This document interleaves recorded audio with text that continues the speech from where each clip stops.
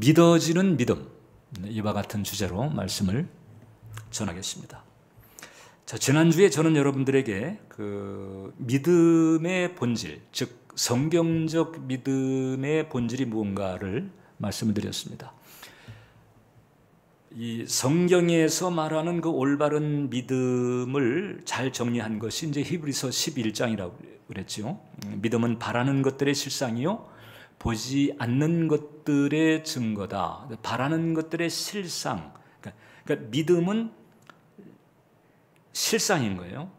근데 그 바라는 것들인데 그 바라는 것들은 내 욕망을 말하는 것이 아니고 하나님께서 영혼의 영역에서 우리를 위해서 예비하신 축복들을 말하죠.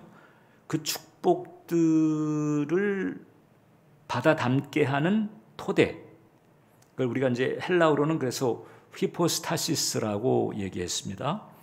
이것이 바로 성경적인 믿음이라고 그랬습니다. 자, 그래서 이제 우리가 히포스타시스의 세계로 들어가야 된다 말씀을 드렸어요. 그러니까 하나님께서 예비하신 그 축복들, 그 이제 우리가 바라는 것들인데 지금 우리가 이제 교독하면서 예수님의 십자가를 통해서 우리에게 예비된 하나님의 그 축복과 그 약속들을 우리가 나눈 거잖아요. 이제 그런 은총들을 우리가 바라는데 그것이 단지 바람에서 끝나는 것이 아니라 우리의 현실에 실질화되고 실체화되도록 만드는 그 받침대, 내면의 받침대, 이것이 바로 이제 믿음이라고 하는 거죠. 그래서 우리가 신앙의 길을 걸어갈 때 하나님 수준의 역사를 체험하길 원한다면 이 히포스타시스의 세계로 들어가야 되고 나의 내면에 이 히포스타시스가 마련이 되어야 된다. 받침대라고 그랬죠. 자, 큰 건물을 세울 때면 기초공사가 필요합니다.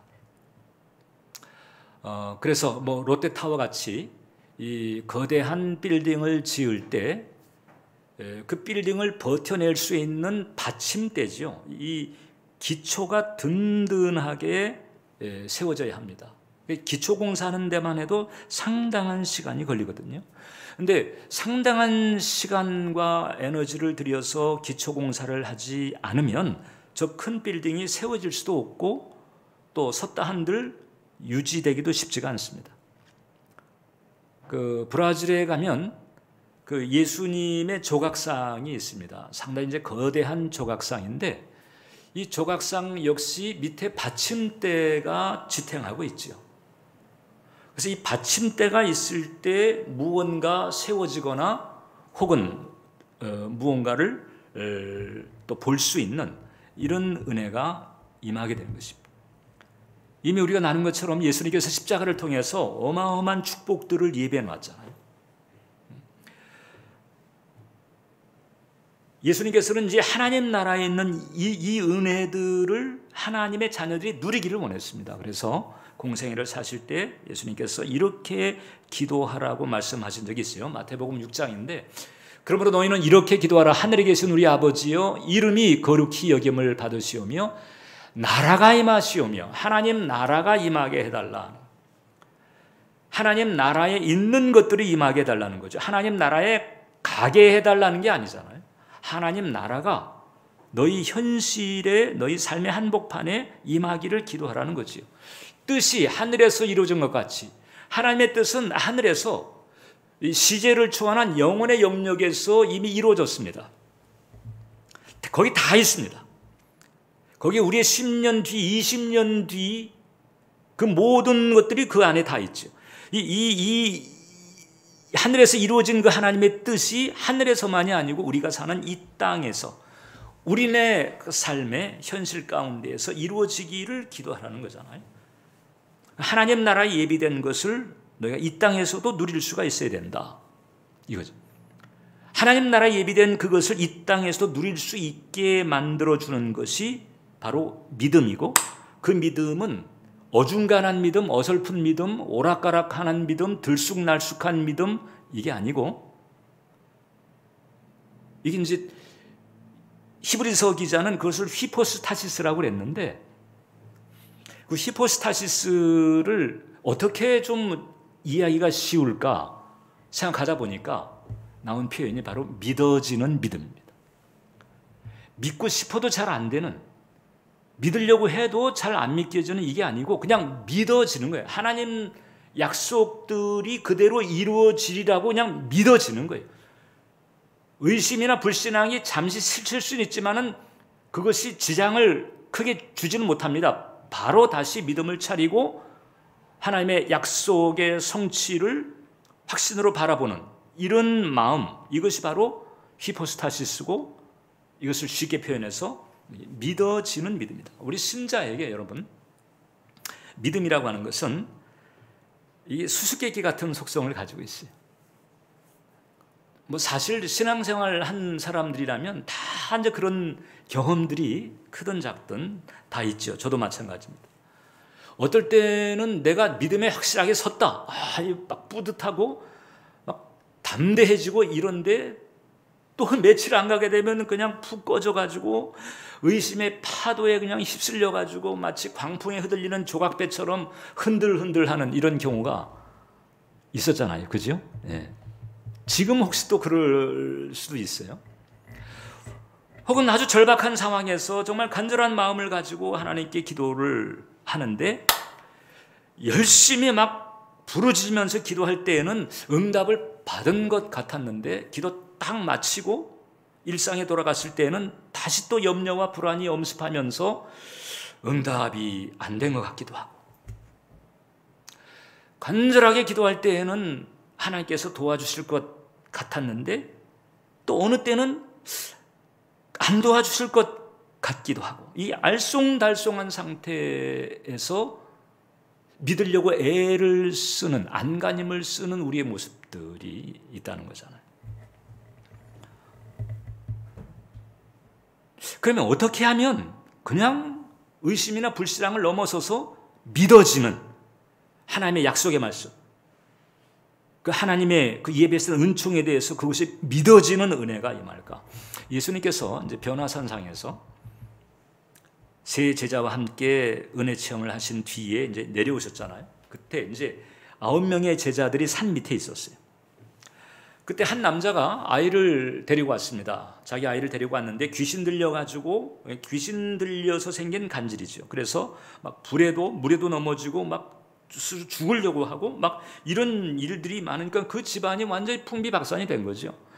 그래서 그 수고하고 무거운 짐의 문제를 해결해 보려고 애를 쓰는 끝에 예수님 소식을 들었고 예수님 인대를 찾아왔는데 예수님은 안 계시고 제자들이 있는 거예요. 제자들에게 하소연했습니다. 제자들이 전에 예수님의 명령을 쫓아가지고 둘씩 짝지어서 2인 1조로 하나님 나라 복음을 전하고 귀신 쫓아내고 병든 자를 고치고 기쁨으로 주님께 보고한 적이 있었잖아요. 복음. 그래서 그런 경험도 있고 하니까 뭐 이거 한번 우리가 한번 다뤄보지 그랬는데 쩔쩔매고 전혀 변화가 없었습니다. 그때 마침 예수님께서 내려오셨어요. 그러니까 이제 아버지가 예수님께 달려갔습니다. 이 여사자차에서 이 아이를 데리고 왔는데 지금 제자들이 쩔쩔매고 지금 고치지 못하고 있습니다. 우리 아들을 고쳐주세요. 그 아들을 데리고 와라. 데리고 온 아들을 예수님께서 보실 때 그때 그 아버지가 이런 얘기합니다. 예수님, 무엇을 하실 수 있거든. 사실 다 하실 수 있는 분이잖아요. 원리적으로는. 아무튼 근데 무엇을 하실 수 있거든 도와주십시오. 그러니까 예수님께서 그때 유명한 말씀하십니다. 할 수 있거든이 아니라 믿는 자에게는 능치 못한 일이 없다. 믿는 자에게는 능치 못한 일이 없다. 그랬을 때 그 다음에 이 아버지가 한 탄식이 사실상 우리는 충분히 공감이 가지요. 마가복음 9장 24절을 보면 곧 그 아이 아버지가 소리를 질러 이르되 내가 믿나이다. 나의 믿음 없는 것을 도와주소서. 믿나이다 해놓고 믿음 없는 것을 도와달라는 거예요. 그러니까 예수님께서 이게 믿으면 할 수 있다고 하니까 믿어야 되겠는데 그래서 일단 믿나이다 했지만은 이게 믿고 싶습니다라는 뜻이죠. 믿고 싶습니다. 그런데 믿음이 안 생깁니다. 잘 안 믿겨집니다. 그러니까 이 믿음 없는 것을 도와주세요. 이렇게 얘기를 한 거예요. 안 믿겨지는 거예요. 믿고 싶은데 믿어야 하는데 그리고 믿고 싶은데 안 믿겨지는 거죠. 그러니까 쉽게 말하면 그 9명의 그 쩔쩔맸던 제자들 그리고 지금 이 아들을 데리고 온 이 아버지도 예수님 앞에 오긴 했지만 예수님과 함께 있는 거잖아요, 지금 세팅이. 그런데 사실 휘포스타시스가 부실한 거지. 즉 믿어지는 믿음, 이 믿음이 구비가 되지 않은 거예요. 체험도 있었습니다. 그리고 경험도 있었습니다. 이 제자들의 얘기죠. 제자들은 체험했잖아요. 아까 복음 전하라고 보낼 때. 그리고 주님과 함께 하면서 주님이 하신 일들을 다 봤잖아요. 그 엄청난 기적들을 다 봤잖아요. 그러니까 그 주님이 어떤 분인가에 대해서 경험도 있고 주님에 대한 지식도 있는 거예요. 그리고 실제로 지금 절박한 문제를 놓고 간절한 소원도 있는 상황입니다. 그러나 그럼에도 불구하고, 즉 체험도 있었고 경험도 있었고 주님에 대한 지식도 있었고 절박함에서 오는 소원도 있었지만, 그러나 믿게 만드는 토대, 즉 휘포스타시스가 없다 보니까 모두 쩔쩔맬 뿐. 어떻게 하면 이 믿어지는 믿음을 얻을 수가 있을까? 이게 이제 관건이죠. 이 믿어지는 믿음, 이게 휘포스타시스, 또 다른 말로 산을 옮기는 믿음, 같은 얘기란 말이에요. 첫 번째, 이 믿어지는 믿음의 근원은 아주 사실상 내용은 간단합니다. 말씀과 성령입니다. 하나님께서 예비하신 것, 그 하나님의 약속들, 또 하나님의 실력에 대한 그런 내용들을 담고 있는 말씀, 그리고 그 말씀을 믿게 하는 성령님이 우리로 하여금 이 믿어지는 믿음을 가지게 한다.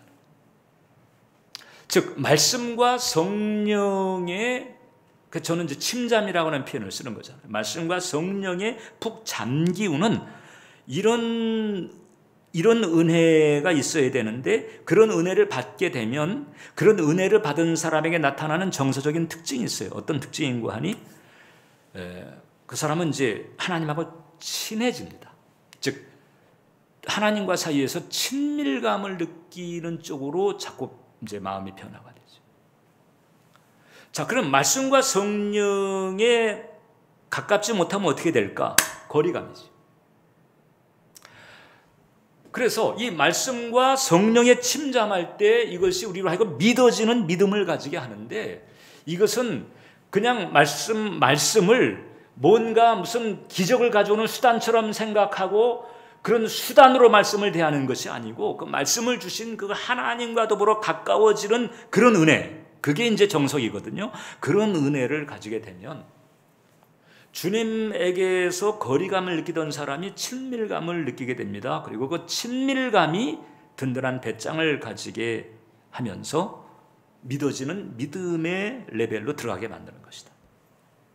하나님께서 당신의 사랑하는 자녀들에게 이 말씀 이외에도 믿음을 불러일으킬 수 있도록 주시는 은혜들이 있어요. 그것이 이제 마음의 소원, 그리고 성령께서 주시는 비전이잖아요. 빌립보서 2장 13절을 보면 너희 안에서 행하시는 이는 하나님이시니 자기의 기쁘신 뜻을 위하여 너희에게 소원을 두고 행하게 하신다. 하나님께서 당신의 기쁘신 뜻을 이루기 위해서 당신을 따르는 자녀의 마음속에 소원을 주신다. 자, 그러니까 여러분들이 이제 신자로서 여러분들의 마음 가운데 여러 소원들이 있을 수 있는데, 그 소원들 가운데 어떤 소원들은 하나님께서 주신 거예요. 그 소원은 하나님의 시그널이고 하나님의 계획입니다. 그래서 그 소원을 가지게 하셔서 그 소원을 이루는 쪽으로 움직이게 하시는 거죠. 성령을 통해서 주시는 꿈도 마찬가지잖아요. 젊은이는 환상을 보고 늙은이는 꿈을 꾸리라. 그래서 성령께서 주시는 비전을 통해서 믿음을 가지고 그 비전을 향해서 나아가도록 이렇게 만드시는 은혜가 있는 거거든요. 그런데 그 마음의 소원이나 성령께서 주시는 비전이 큰 축복이지만, 그 소원이나 그 비전조차도 사실상 믿게 만드는 토대, 즉 하나님에 대해서 믿게 만드는 토대, 휘포스타시스가 마련되지 않으면 들쑥날쑥하기가 쉬워요. 어떤 때는 그냥 이 불타는 소원으로 그냥 막 끌어오르다가, 어떨 때는 환경에 부딪혀가지고 환경에 푹 눌려가지고 헤매다가, 어떨 때는 비전을 가지고 난 이 길로 가야 돼, 하나님께서 명하셨어, 이래가지고 막 돌파를 막 하려고 하다가도, 또 어떤 때는 그냥 푹 또 낙심하고 실망해가지고 휘청거리는, 이렇게 들쑥날쑥하기가 쉽다. 어떨 때 히포스타시스, 즉 이 믿음의 토대가 마련되지 않을 때 그렇다는 거예요. 자, 그러니까 여러분, 이 믿어지는 믿음은 이게 무슨 마술적으로 이게 혹은 주술적으로 오는 게 아니고요. 이 말씀과 성령에 침잠하면서 주님과 가까워질 때 우리에게 자연적으로 주어지는 축복입니다. 그래서 이 믿어지는 믿음이 일단 발동하게 되면 그 산을 옮기는 것과 같은 파워가 일어나는 그런 그 어마어마한 축복을 담고 있기 때문에 하나님께서 사실상 이런 축복을 주실 때에는 믿고 신뢰할 만한 사람에게 맡기는 거예요. 일종의 하나님의 인감 증명이다. 이렇게 믿어지는 믿음, 이 휘포스타시스는 일종의 인감 증명이다. 하나님 일단 이걸 맡기게 되면 하나님 수준의 역사가 일어납니다. 예를 들어 지금 이제 이 아버지와 아들 보세요. 지금 제자들은 쩔쩔맸는데 예수님께서 오셔가지고 예수님께서 이제 귀신을 쫓아내시고 그 문제를 해결했잖아요. 그러니까 예수님에게는 이미 휘포스타시스가 이제 구비가 돼 있었던 거죠. 그러니까 예수님께서 귀신을 쫓아냈습니다. 만약에 예수님의 휘포스타시스가 작동하지 않았다면 지금 이 아버지와 아들은 계속해서 귀신에게 시달리면서 온갖 재산 탕진하고 그 다음에 힘들고 고통스럽고 온 가족들이 그냥 심란하게 지내야 되는 이런 상황이 계속되게 될 거잖아요. 여리고가 무너지는 것도 휘포스타시스가 작동했기 때문에 그런 거죠. 만약에 이 여호수아와 그 여호수아 세대들에게 이 믿어지는 믿음이 주어지지 않았다면 어떻게 되느냐? 그러면 이제 여리고성을 무너뜨릴 때 상식적으로 다 접근할 수밖에 없어요. 상식적으로 접근한다는 건 뭐냐? 사다리 타고 올라가야 되고, 그 다음에 화살을 쏘고 그냥 막 성벽을 기어 올라가든지 이러면서 이렇게 이제 여리고성을 그 공격을 해야 되는데, 그렇게 되면 여리고성을 설령 정복했다 할지라도 절반 정도는 죽어나가는 거예요. 60만 그 3천 한 60만 명 되는 그 장정들 가운데 적지 않은 젊은이들의 피가 희생되어져요. 그런데 휘포스타시스가 작동이 되니까 그냥 돌아라는 거거든요. 그 말도 안 되는 하나님의 명령인데, 그런데 그게 믿어진 거지요. 그래가지고 여호수아와 그 여호수아 세대들이 아예 군소리 없이 그냥 하나님 말씀대로 그냥 뺑뺑 도는 거예요. 뺑뺑 돌면 뭐가 일어난다고 하니까, 그러니까 이제 여리고 성내에 있는 사람들이 쭉 봤을 때 이스라엘 백성들이 이게 사다리 타고 막 화살 쏘고 막 이렇게 올 줄 알았는데 그게 아니고 돌고 있어요. 그러니까 뭐라 그래요? 쟤네들 돌고 있네. 쟤네들 돌았네. 네. 그래서 상식으로는 이해가 안 되죠. 마치 이건 뭐 돈 것 같아. 그렇지만 그 휘포스타시스가 작동하니까 피 한 방울 흘리지 않고 그냥 성벽이 그냥 무너져 내려버린 거죠. 하나님 수련의 역사가 일어나는 거예요. 다윗에게 이 휘포스타시스가 있었습니다. 그러니까 그 다윗의 휘포스타시스 덕분에 골리앗을 쓰러뜨릴 수가 있었습니다. 만약에 이런 그 다윗의 휘포스타시스가 작동하지 않았다면 골리앗은 건재했을 것이고 오히려 이스라엘 백성들이 계속 무너지고 망가지면서 압제를 당하는 고통을 겪었을 거예요. 그러니까 이 휘포스타시스가 작동을 하니까 이런 상식을 넘어서는 놀라운 그 하나님의 일들이 일어난다는 거잖아요. 그럼 두 번째, 이 믿어지는 그 믿음은 어떤 특징이 있을까? 자, 이걸 이제 여러분 잘 들어야 됩니다. 일단 우리가 이 신앙의 길을 걸어갈 때 이 영적 세계의 이치를 우리가 이제 잘 파악을 해야 되는데, 이런 명제가 있죠. 진리는 사실과 다르다. 진리는 사실과 다르다. 팩트가 있어요. 자, 우리가 겪는 현실들이죠. 질병의 문제가 닥치고 재정의 문제가 닥치거나 뭐 여러 가지 인생의 문제가 현실적으로 닥쳐요. 이런 일 저런 일들이 생겼습니다. 사실적으로 생겼어요. 지금 사실이죠. 팩트예요. 근데 팩트인데 이 팩트와 진리는 다르다는 거죠. 진리는 팩트를 움직일 수 있어요. 그리고 진리는 하나님 말씀이죠. 자, 그래서 신앙의 세계를 살아가는 사람들의 정석적인 패턴은 뭐냐? 이 팩트죠. 이 팩트에서 진리로 옮겨 타는 거예요. 제가 전에도 여러분들에게 말씀드린 기억이 있는데 이것은 대단히 중요한 명제이기 때문에 이건 수백 번을 강조해도 지나침이 없다고 생각해요. 팩트에서 진리로 건너뛰는 것입니다. 이게 바로 믿음이에요.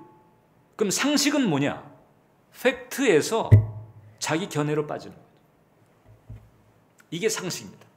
자, 그러니까 여러분들이 교회를 수십 년을 다녀도 지금 내게 닥친 팩트를 놓고 여기서 하나님 뭐라고 하셨지? 하나님 말씀하신 대로 해야 돼. 이렇게 가게 되면 믿음의 길로 들어가는 건데, 근데 그 팩트를 놓고 아이고 나 큰일 났네. 나 끝났어. 어떡하지? 이렇게 자기 견해로 빠져버리게 되면 그때는 상식이죠. 여러분들이 지금 구원받아서 나중에 천국 가더라도 지금 이 땅에서는 여러분들은 결국 상식의 길로 가게 되는 것이고 상식 수준으로밖에 살 수는 없게 돼요. 한 가지 기억할 것은 이게 이 성경적인 믿음이라고 하는 게 사실을 부인하지는 않습니다. 있는데 없는 것처럼 문제가 생겼는데 이건 뭐 문제가 없는 거야 아닌 거야 이런 건 아니죠. 네, 믿음은 사실을 부인하지는 않아요. 그러나 믿음이라고 하는 것은 그 사실에서 자기 견해로 묶이지 않고 하나님의 말씀으로 진리로 건너뛴다. 이게 바로 믿음입니다. 그러니까 여러분들에게 어떤 팩트가 닥쳤을 때 그게 이제 안 좋은 그런 경우들이 많잖아요. 그때 여러분들이 하나님은 뭐라고 하셨지? 하나님 말씀하신 대로 해야 돼. 이렇게 가지 않고 상식적인 견해, 상식적인 반응을 보이게 되면 이 믿어지는 믿음은 빠이빠이예요. 목사님, 그러면 이 팩트에서 견해로 빠졌다가도 다시 회개하고 진리로 돌아가면 되지 않습니까? 근데 그게 내 경험상 또 직간접적으로 봤을 때 대단히 어렵습니다. 사실상 팩트를 딱 처음 대할 때 그때 믿음 있는 사람과 믿음이 없는 사람이 거기서 그냥 자동적으로 갈라져 버려요. 그러니까 믿음이 없는 사람은요, 그 속에 죄와 거짓에 익숙한 그런 그 육신이 작동하고 있고, 그 다음에 세상에 계속 상식의 파워를 끄잡아 당기고 있어요. 너 거기 아프지? 아이 큰일 났다 너 이제. 너 이제 조금 있으면 병원 들어갈 거야. 뭐 이런 식으로 부정의 연상이 계속 돼요. 이게 바로 이제 죄와 불신앙이 계속해서 작동하는 거죠. 사탄이 또 계속해서 집요하게 신앙의 세계로 들어가지 못하도록 막습니다. 그러니까 사실상 이 휘포스타시스는 팩트를 대하는 그 순간, 그때는 하나님도 긴장하시는 것 같아요. 제가 저 사람이 지금 휘포스타시스로 가야 되는데, 이게 이제 우리가 이런 사례를 보여주는 그 집단이 있잖아요. 출애굽 세대. 출애굽한 이스라엘 백성들이 애굽에서 나와가지고 그 다음에 시내산에 가서 십계명 받고 성막을 짓고 그 다음에 이제 가나안 땅으로 이동했어요. 그래가지고 가나안 땅 입구가 되는 가데스 바네아라고 하는 곳에 머물렀습니다. 거기서 이제 12명의 정탐꾼을 뽑아가지고 40일간 정탐하게 했습니다. 그리고 정탐한 정탐꾼들이 돌아와서 보고를 하게 됐어요. 하나님이 정탐하라고 시킨 거예요. 하나님의 정탐하라고 시켰을 때는 그 상황들을 다 이제 파악해가지고 이걸 어떻게 전략적으로 효과적으로 정복해 나아갈까, 이 전략을 짜라고 한 거지, 정탐하고 난 다음에 시험 들라고 한 게 아니거든요. 근데 이제 이 정탐꾼들이 돌아와가지고 일단 팩트를 보고를 했어요. 민수기 13장인데 모세에게 말하여 이르되 당신이 우리를 보낸 땅에 간즉 과연 그 땅에 젖과 꿀이 흐르는데 이것은 그 땅의 과일이니이다. 자, 젖과 꿀이 있고 과일이 있어요. 그 다음에 또 보면 그러나 그 땅 거주민은 강하고, 거주민은 강하다. 조금 아슬아슬하긴 하지만은 팩트죠. 왜냐하면 강한 사람과 약한 사람은 보기에도 사실 티가 나잖아요. 그죠? 그 다음에 성읍은 견고하다. 이것도 팩트입니다. 왜냐하면 딱 봤을 때 그냥 흙벽돌로 지은 그런 대충 지은 데하고 그 다음에 그냥 커다란 바위돌로 막 쌓아놔가지고 단단하게 지은 성을 보게 되면 견고한지 안 한지 이건 상식적으로 이건 뭐 사실 분별이 되지요. 거기서 안악자손을 보았다. 안악자손은 거인족입니다. 그러니까 거대한 그 골리앗 같은 이 보게 된 그 팩트죠. 지금 팩트를 얘기했어요.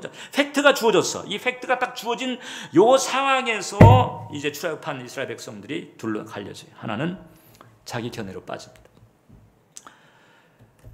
민수기 23장 33절을 보면 거기서 네피림 후손인 아낙 자손의 거인들을 보았다. 자, 팩트인데 근데 그 다음에 견해로 빠지잖아요. 우리는 스스로 보기에도 메뚜기 같더라. 이 메뚜기 자상 가지는 쪽으로 빠져요. 여기서 믿음은 빠이빠이지 벌써. 근데 여기서 이 팩트를 놓고 여기서 바로 그냥 하나님의 말씀 진리로 건너뛴 사람들이 있어요. 민수기 14장 9절을 보면 이제 여호수아가 갈렙이잖아요. 다만 여호와를 거역하지는 말라. 그 땅 백성을 두려워하지 말라. 그들은 우리의 먹이다라는 거지요. 지금 조금 전에 사람들은 아이고 우리가 메뚜기네 이러고 있는데 지금 여호수아나 갈렙은 그들이 우리의 먹이다. 하나님이 우리와 함께 하신다. 두려워하지 말라. 그러면 여호수아 갈렙에게 뭐 성읍이 뭐 견고해지지 않아졌나요? 그런 게 없어요. 여전히 성읍은 견고하고 거인들이 버티고 있고 만만치 않은 그런 팩트였지만 그러나 여호수아와 갈렙은 진리를 건너뛰어 버렸다는 거죠. 결국은 여기서 이제 광야로 빠지고 그 다음에 여호수아와 갈렙은 이제 가나안의 축복이 주어지는 자리까지 가게 되는 거죠. 네. 결국 이제 이런 이 팩트를 놓고 이게 진리로 가느냐 아니면 내 견해로 가느냐 여기에서 사실 이제 믿음이 갈라지는데 특히 믿어지는 믿음은 진리로 가지 않으면 벌써 잃어버린다는 거죠. 제가 여러분들에게 조지 밀러의 고백을 소개한 적이 있는데 저는요 지금도 필요할 때마다 이 조지 밀러의 고백을 봅니다. 왜냐하면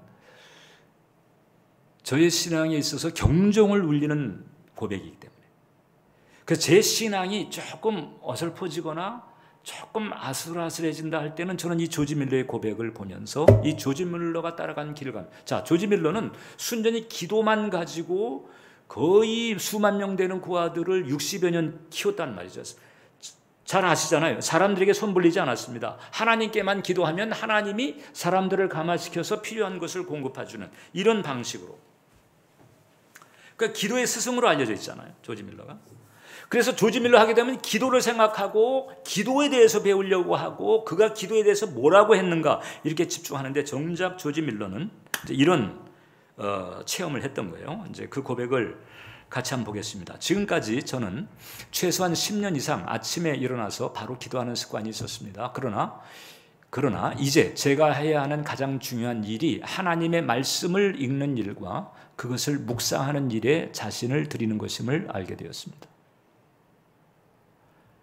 그리고 이를 통해 제 마음은 위로와 격려, 훈계와 책망과 교훈을 받게 되었습니다. 그 결과 하나님의 말씀을 묵상하면서 제 마음은 주님과 체험적인 교통을 갖게 되었습니다. 여기서 보면 기도한다고 힘썼는데 기도한다고 힘쓸 때는 주님과 사이에 체험적인 그런 교통을 느끼지 못했다는 거잖아요.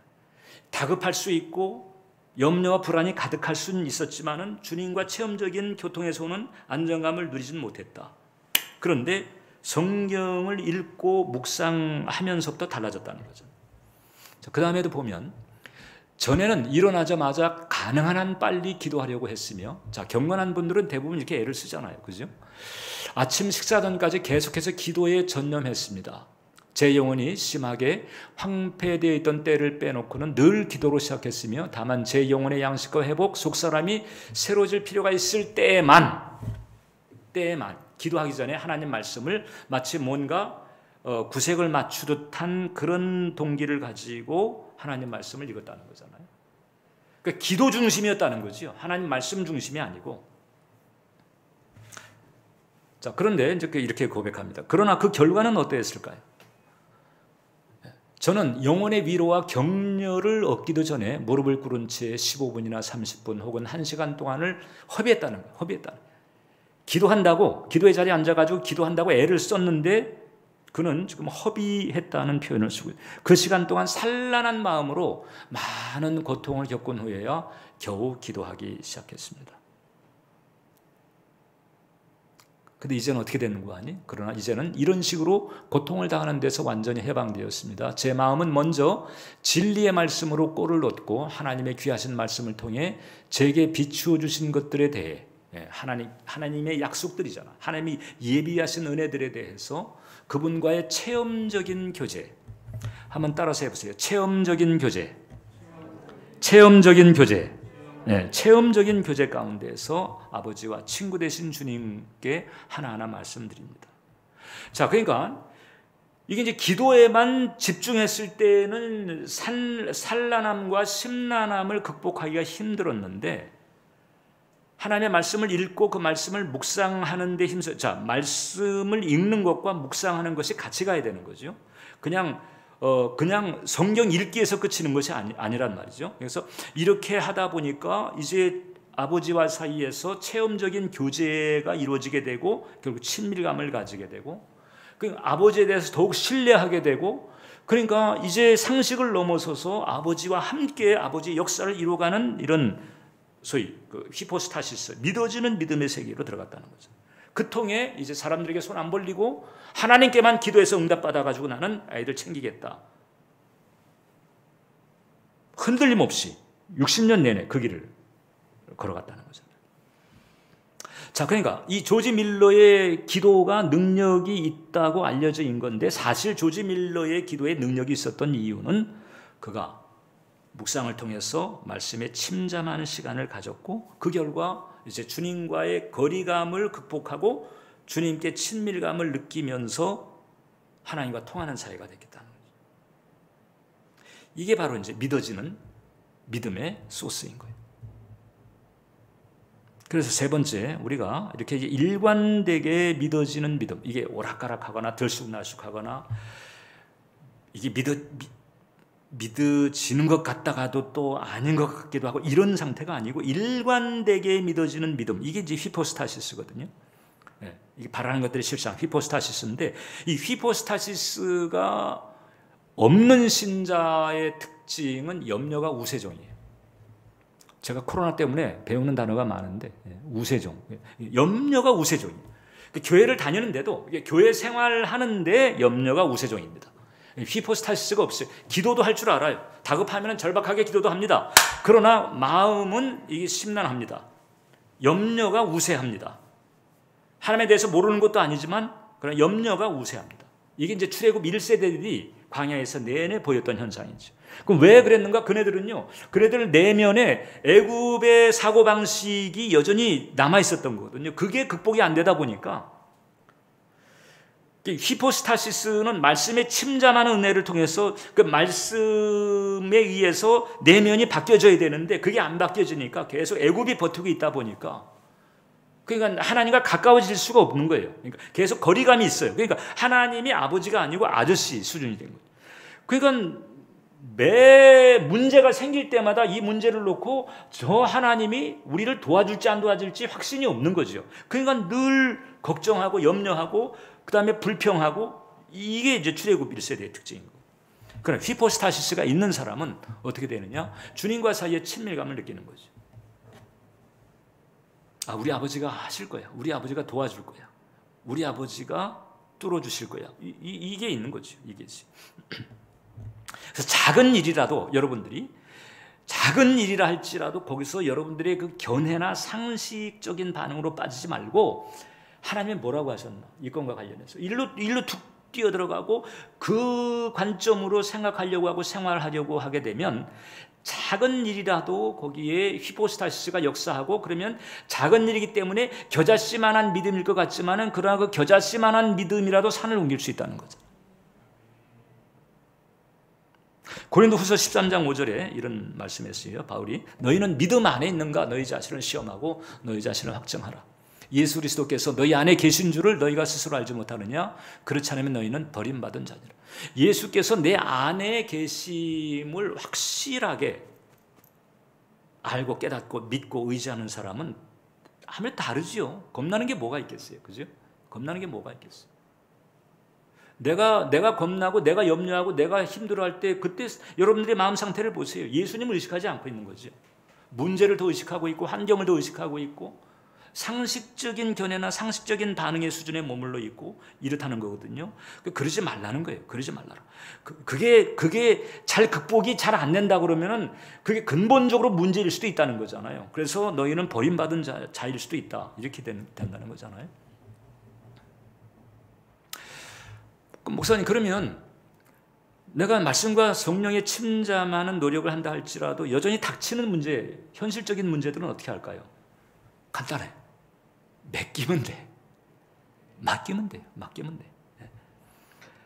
고린도후서 7장 10절에 세상 근심은 사망을 이룬다고 그랬거든요. 그러니까 세상 근심을 자꾸 하면요, 사망의 세력이 역사합니다. 세상 근심을 자꾸 쌓잖아요. 그러면 사망의 세력을 향해서 초청하는 것과 같아요. 그런 일을 하지 말고 베드로 전서 5장 7절처럼 염려를 다 맡기는 거죠. 맡겼는데 또 근심스러워. 그러면 주님, 맡겼는데 또 근심스럽사옵나이다. 그리고 토설해. 그리고 맡기고 토설하고 토설하고 맡기고 맡기고 토설하고 토설하고 맡기고 우리는 늘 그렇게 하면서 하나님께 붙어 있어야 되거든요. 그렇게 맡기는 거죠. 내 마음에 평안이 올 때까지 그렇게. 그 다음에 또 한 가지가 이제 여러분들에게 이제 마음의 소원도 주시고 성령을 통해서 비전을 주신다고 그랬는데 이제 그 우리가 목표를 가지게 되잖아요. 근데 목표나 꿈의 성취를 내가 계속 마음으로 바라보면서 이 바라보는 노력도 필요하거든요. 바라보려고 하면서 성령 안에서 기도하는 것이 필요하다. 성령 안에서 기도라고 하는 것이 방언기도죠. 고린도전서 14장 2절을 보면 방언을 말하는 자는 사람에게 하지 아니하고 하나님께 하나니 이는 알아듣는 자가 없고 영으로 비밀을 말함이라. 자, 내 안에 계신 성령께서 하나님과 더불어서 영으로 비밀을 말하는 거예요. 그러니까 여기서 비밀이라고 하는 것은 우리의 지성과 이성, 나의 이성과 지성, 내가 비록 방언하고 있지만 나의 이성과 지성으로 이건 헤아릴 수 없고 이해할 수 없는 계시적인 영역의 일들을 주님께서 인원하고 있다는 거거든요. 누구를 위해서? 나를 위해서. 나를 위해서 필요한 부분들, 내가 그걸 헤아리지 못하는 거예요. 나의 10년 뒤를 내가 어떻게 헤아려요? 내년에 뭐가 필요한지를 내가 어떻게 헤아려요? 구체적으로. 뭐 어느 정도 예상치는 있을 수 있겠지만 디테일한 부분에 있어서는 누가 나를 도울지, 누가 나와 함께 할지, 내가 어떤 길로 어떻게 이걸 해야 될지 내년, 내후년 그걸 우리가 어떻게 압니까? 그런데 하나님은 아신단 말이죠. 나의 10년 뒤, 20년 뒤, 내가 죽기 전날까지 내가 어떻게 할지를 다 아시는 그분이 영혼의 영역에서 다 아시는 그분이 이제 성령님과 함께 지금 정 목사에게 내년 정도 되면 좀 이런 것이 필요하니까 좀 이런 것을 좀 주세요. 성령님이 나를 위해서 대도하시는 거예요. 그다음에 한 2년 뒤가 있으면 좀 또 이런 돕는 손길이 필요하니까 이런 손길도 좀 붙여주세요. 이런 일들이 벌어지는 거죠. 그러니까 이 목표와 꿈의 성취를 마음으로 바라보면서 방언 기도를 많이 하면 할수록 돕는 레파토리가 많아지는 거예요. 방언 기도를 많이 하면 할수록. 그 존 비비어라고 하는 작가 아시죠? 기독교 작가면서 목사인데 좋은 책들을 많이 썼어요. 근데 저분이 이제 그 총각 시절에 결혼을 놓고 기도할 때 그 공동체에 이제 3명의 여자가 눈에 들어왔다는 거예요.